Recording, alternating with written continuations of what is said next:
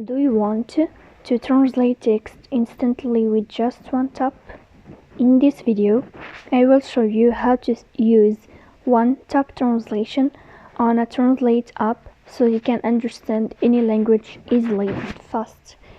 So this is, I will show you how it works. You will go to Translate application as you see. Then you will go to the sign of your profile.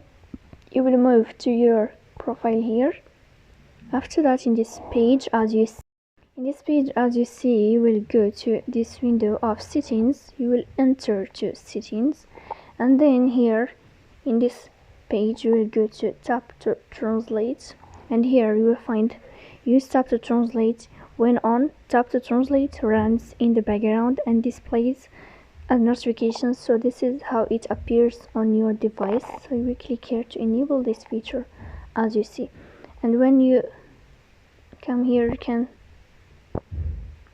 find your feature of translation and you can tap to translate. So that's it. This is how it works. If you are enjoying watching this video, and if this video is helpful for you, don't forget to support us by like and subscribe.